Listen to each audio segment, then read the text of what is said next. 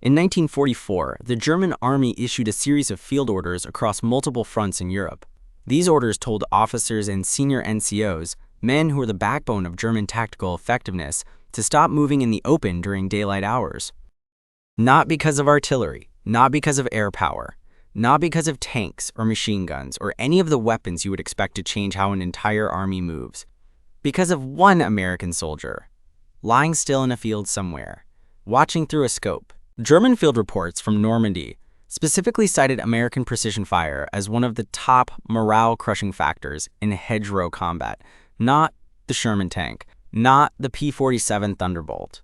A single man with a rifle, patient enough to wait 12 hours for one shot. My name is Eddie Arsenal, and if this is your first time here, this channel is where America's greatest weapons get the story they actually deserve. Hit subscribe and the bell so you never miss one, because what we are covering today is one of the most overlooked stories in the entire war. Today we are talking about the M1903A4 Springfield, a rifle that military analysts called outdated, that Army critics called a compromise weapon, that everyone agreed belonged in a museum rather than a battlefield, and that proceeded to terrorize the Wehrmacht across every European front from 1943 to 1945.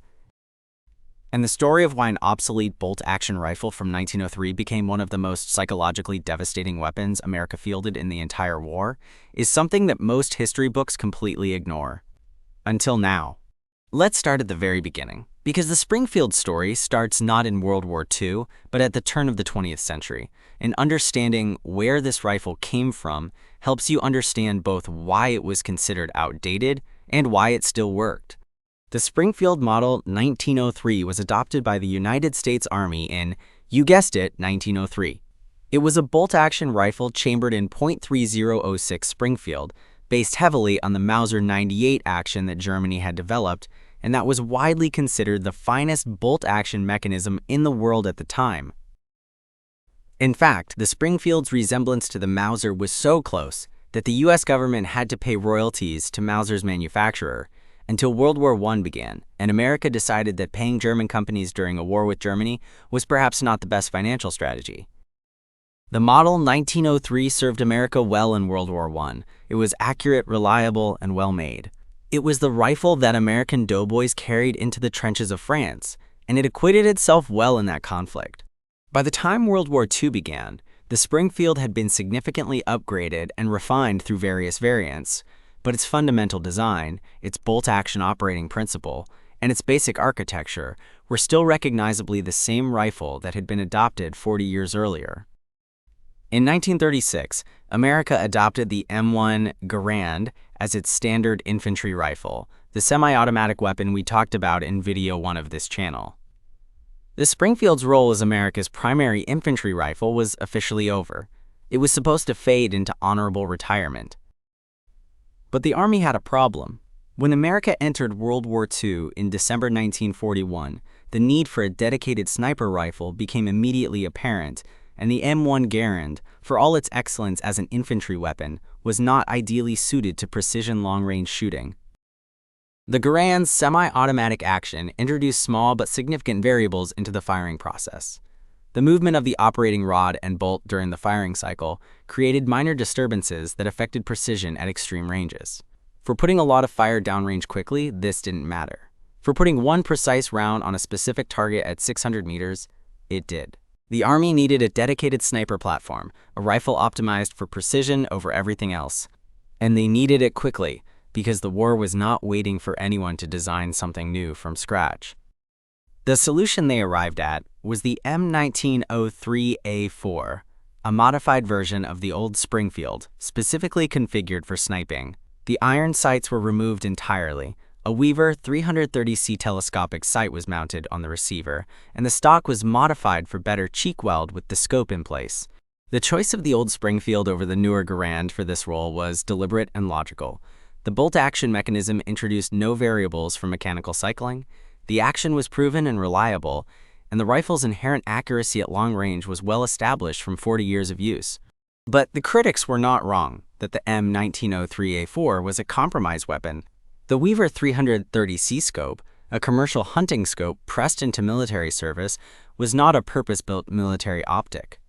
It fogged in cold weather. It was not as rugged as a scope designed specifically for combat conditions. The complete absence of iron sights was a significant tactical limitation. Every other rifle in American service could be used at any range without optics. If your scope was damaged, fogged, or simply unusable in the conditions, you still had a weapon. With the M1903A4, a damaged scope meant essentially a non-functional sniper rifle. The bolt action meant one shot between manual cycling. In a world where the standard American infantry rifle fired 8 rounds as fast as the trigger could be pulled, the sniper armed with the Springfield was operating at a severe rate-of-fire disadvantage if his position was discovered.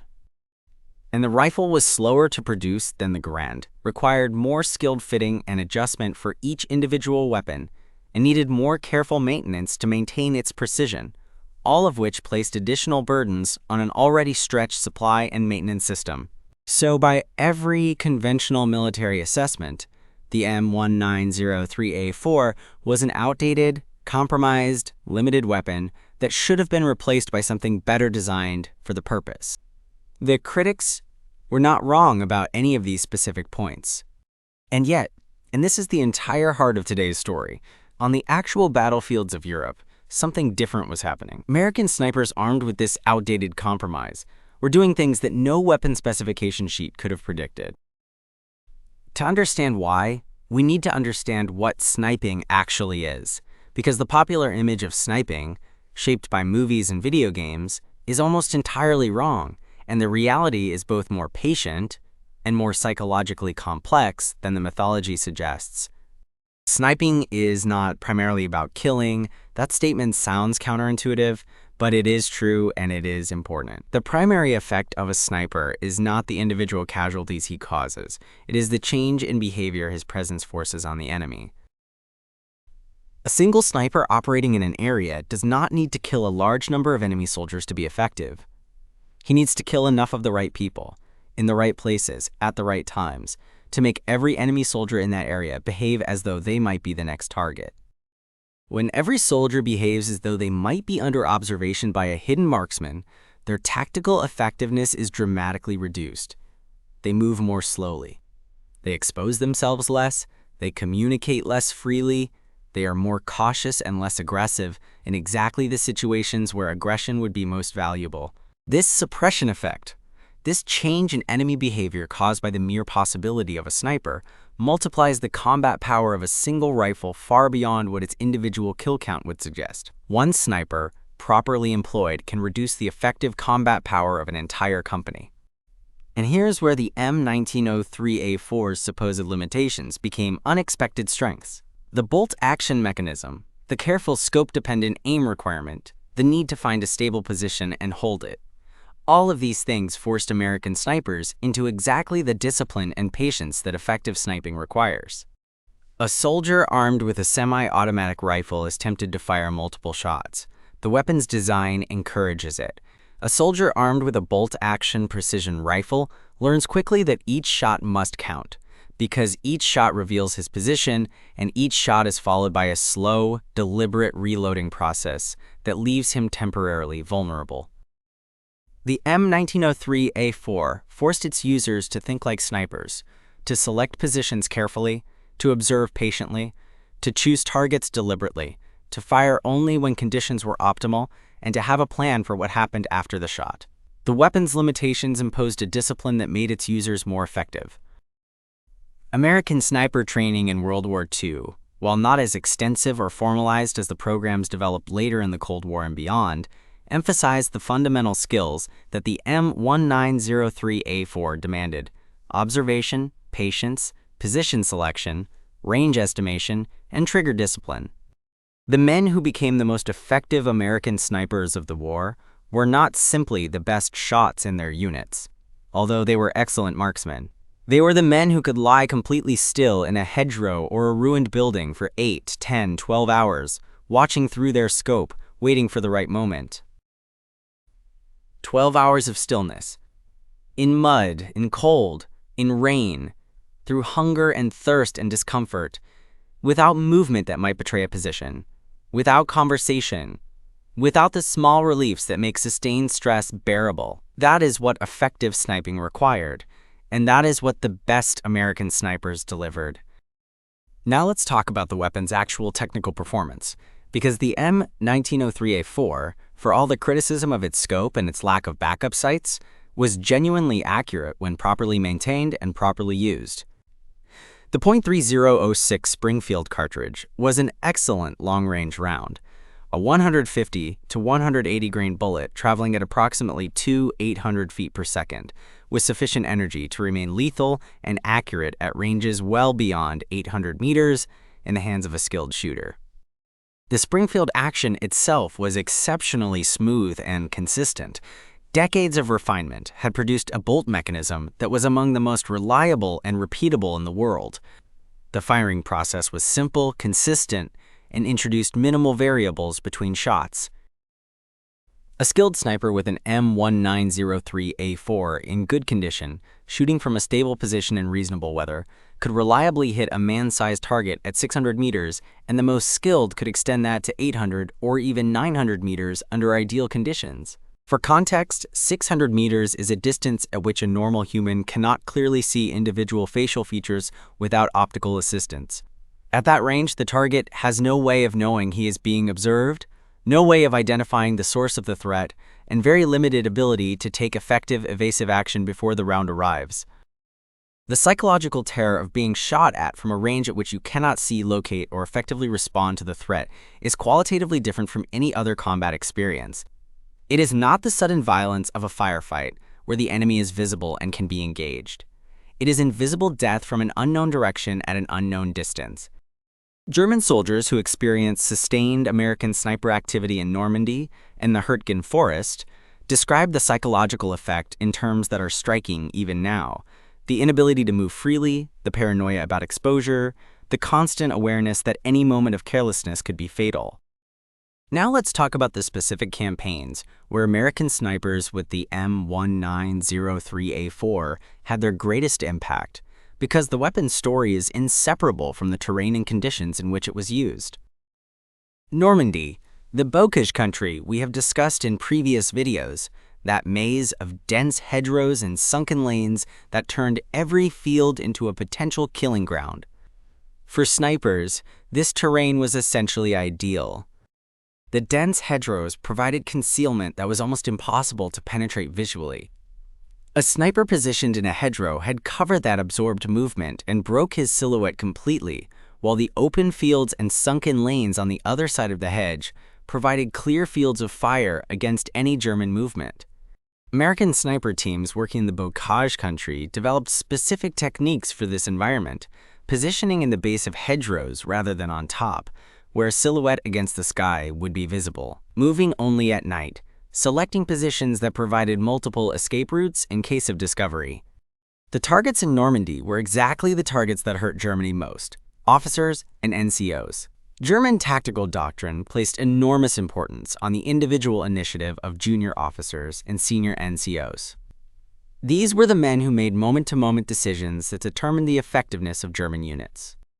Killing an experienced German staff sergeant in a hedgerow did not simply remove one man from the equation. It removed years of experience, institutional knowledge, and the specific tactical judgment that made German small unit tactics so effective. American snipers understood this target priority and applied it consistently. German field reports from Normandy show the effect clearly, unit after unit, reporting the loss of experienced NCOs and junior officers to precision fire, and the corresponding degradation in tactical effectiveness that followed those losses. The reports are remarkably consistent across different units and different sectors. The Hurtgen Forest.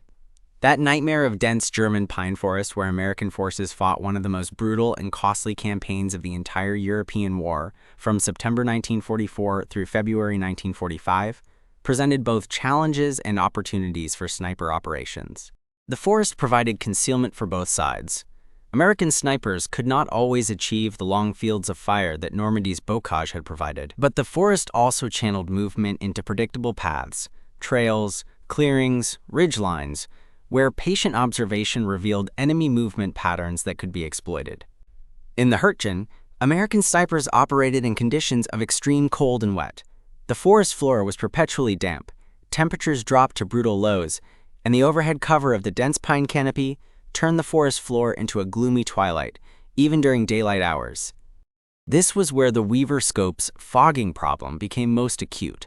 Cold, wet conditions combined with the temperature differential between the sniper's breath and the cold optics created fogging that could render the scope unusable at the worst possible moment. Experienced snipers developed techniques to manage the fogging problem, keeping the scope covered when not actively using it, warming the optics with body heat, adjusting breathing patterns before taking a shot. These were adaptations born of hard experience in conditions the weapons designers had not fully anticipated. Despite these challenges, American snipers in the Hurtgen maintained constant pressure on German movement through the forest, making every trail a potential killing ground, every clearing a hazard, every predictable route a tactical liability. The Italian campaign provided yet another environment for the M1903A4, the mountainous terrain of the Italian peninsula, where observation distances could be extreme and where defenders had natural advantage over attackers moving up exposed hillsides and mountain roads. In Italy, American snipers worked in support of infantry assaults against German defensive positions in the mountains, targeting specific defensive positions, artillery observers, and command personnel who were directing German resistance from positions that indirect fire could not easily reach. The mountain terrain of Italy also provided exceptional observation positions. A sniper on a ridgeline above a valley could observe and engage targets at distances that exceeded even the M1903A4's normal engagement range, requiring careful range estimation and ballistic correction for extreme angles. Italian campaign veterans describe specific instances of snipers engaging targets at ranges of 800 to 900 meters in mountain terrain. At those distances, the flight time of the round was long enough that wind estimation and atmospheric conditions became significant factors that a skilled sniper had to account for. Now I want to talk about the most important impact of American sniper activity in Europe, the impact that goes beyond individual engagements and explains why the Germans issued those orders about officer movement that started this video. The systematic targeting of German officers and NCOs by American snipers created what military theorists call leadership attrition, the progressive degradation of an enemy force's command capability through the selective elimination of experienced leaders. German infantry doctrine in World War II was built on the concept of Auftragstaktik, mission-based tactics, where junior officers and NCOs were expected to exercise independent judgment in achieving assigned objectives without constant supervision from above. This doctrine made German small units extremely flexible and effective, but it also made them unusually dependent on the quality and presence of individual junior leaders. A German platoon with its experienced sergeant was a significantly different tactical entity than the same platoon without him. American snipers, by systematically targeting the most visible and most active leaders in German units, were directly attacking the foundation on which German tactical effectiveness rested. Every experienced NCO killed by a sniper was a loss that could not be quickly replaced with someone of equivalent judgment and capability. The Germans recognized this problem explicitly.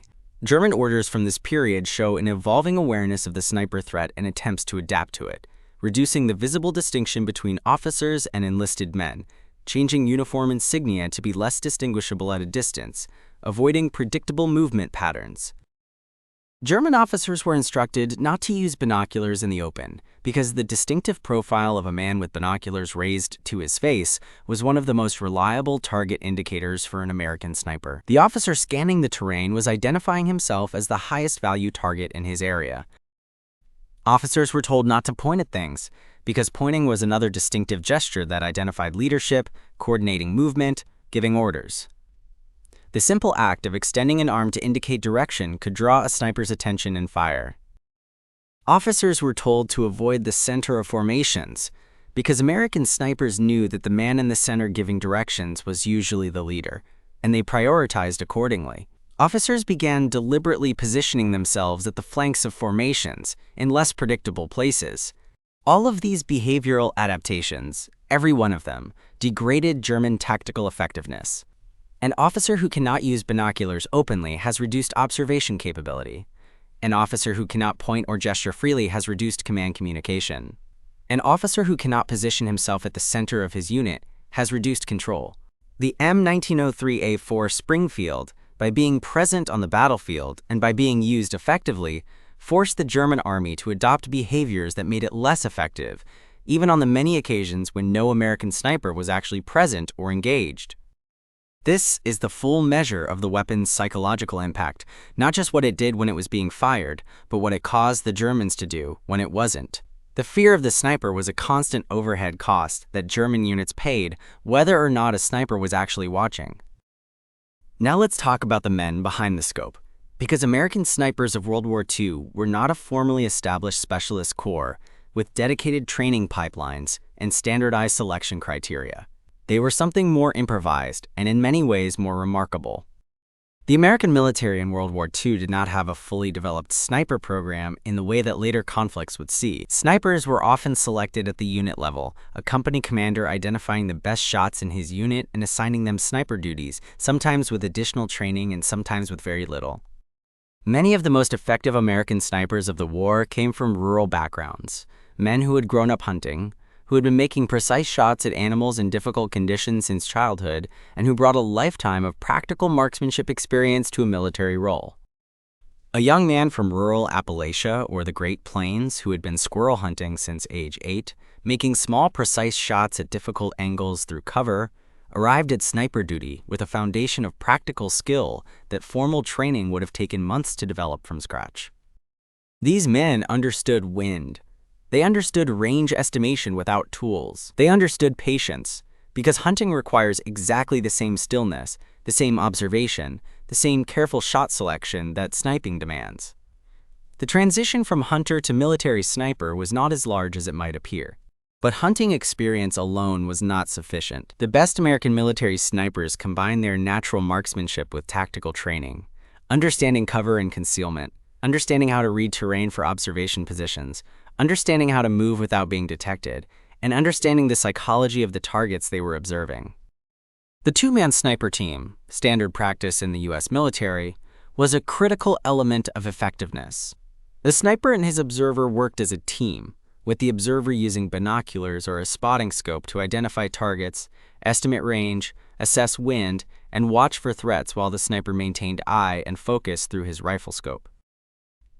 The observer also served as the sniper's security, watching for enemy attempts to flank or locate the team and providing the situational awareness that the sniper, focused entirely through his 2.5 power Weaver scope, could not maintain on his own.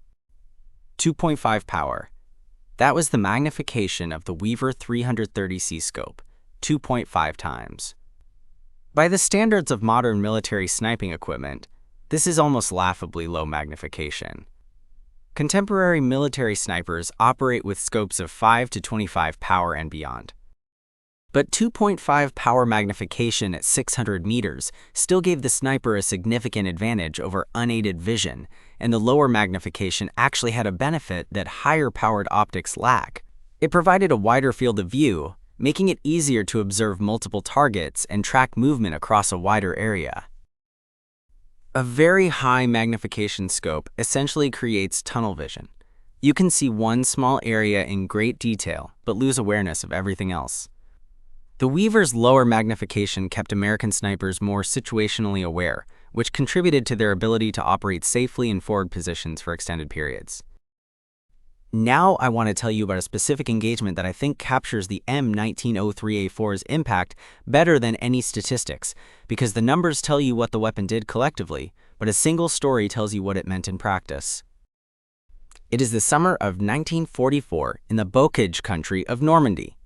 A German infantry company is preparing to move from one defensive position to another. A routine movement through a sunken lane between two large hedgerows, the kind of movement that happens dozens of times a day in combat. The company commander leads the movement. He is an experienced officer, a man who has been fighting since 1941, who has survived the Eastern Front, who knows his business.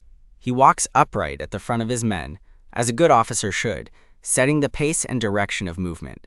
He does not know that an American sniper has been lying in the base of the hedgerow opposite for 9 hours, has not moved, has not eaten, has barely breathed more deeply than necessary to keep the scope clear, has been watching this lane since before dawn, knowing that German movement would come through it.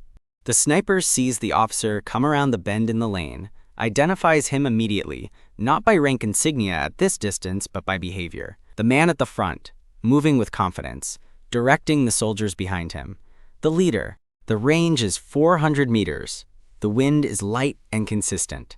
The sniper has already accounted for the elevation and windage.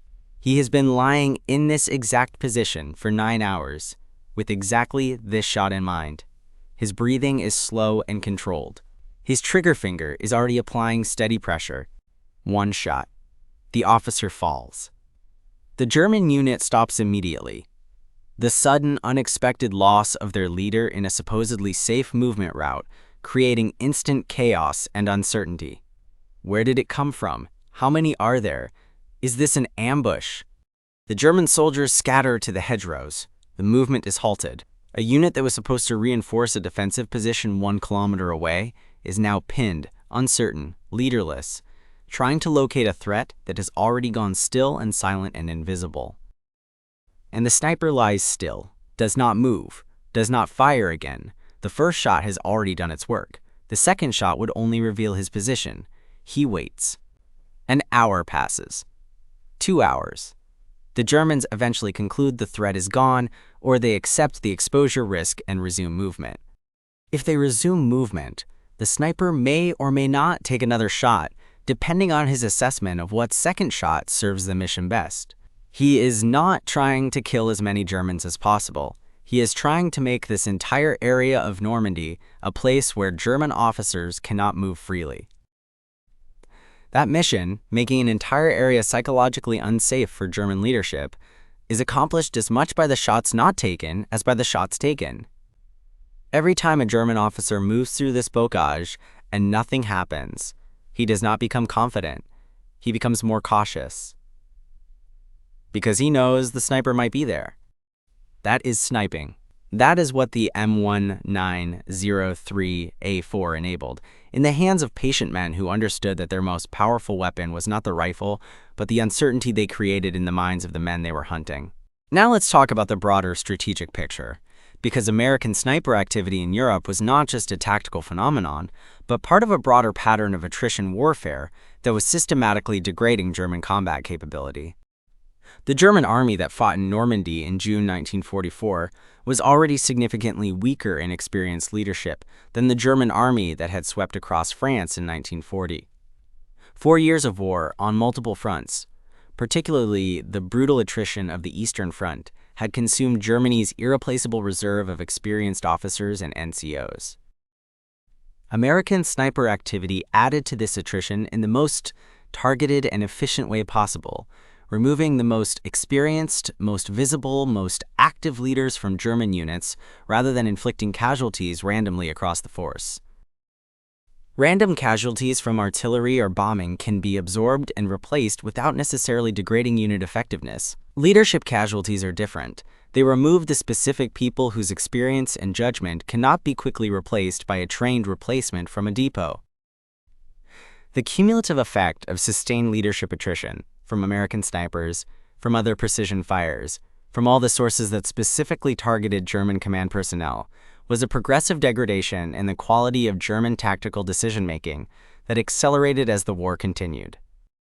By late 1944 and into 1945, German units that would have responded with fluid, aggressive, well-coordinated tactics in 1941 were responding with hesitation, rigidity, and increasingly poor judgment, not because the individual soldiers were less brave, but because the experienced leaders who had made German tactics so effective were no longer there. The M1903A4 Springfield was one instrument in that process, not the most powerful, not the most decisive, but one of the most specifically targeted, because a sniper chooses his target in a way that artillery and bombing cannot. And that choice, made thousands of times across 2 years of European combat, mattered. Now let's give this weapon its final assessment, because I think it deserves a complete verdict, with all the context we have built together. The M1903A4 was outdated. It was a compromise weapon. The scope fogged in cold weather. It had no iron sight backup. It was slower than everything else on the battlefield. Every one of these criticisms is factually correct. and it terrorized the Wehrmacht. German officers avoided open movement in daylight because of it. German field reports cited it as a top morale factor. German army orders changed because of it. German tactical behavior across every European front was modified because of it. Both of these things are true simultaneously. The weapon was technically limited, and it was strategically significant. These are not contradictions.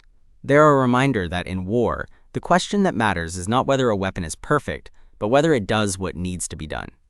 The M1903A4 Springfield did what needed to be done. In the hands of patient, skilled, disciplined American marksmen, men who had learned to be still, to observe, to wait, and to make one perfect shot when the moment came. This old rifle from 1903 reached across hundreds of meters and changed how an entire army behaved. An obsolete bolt-action dinosaur that made German officers afraid of their own shadows, that kept experienced NCOs from standing upright in their own territory. That turned the bocage and the mountains and the forests of Europe into places where German leadership could not move freely. The M1903A4 Springfield, called useless, called a museum piece, used by patient men to make the most disciplined army in Europe afraid of every shadow. And that is a legacy worth knowing. Drop a comment telling me what surprised you most about the sniper's role in World War II. And if you want to see the American secret weapon that nobody could see, hear, or detect, the invention that doubled the kill rate of every anti-aircraft gun in the Allied arsenal without anyone on the ground even knowing it existed, that story is coming next. Subscribe to Eddie Arsenal, hit the bell, and I will see you in the next one. Let's load it up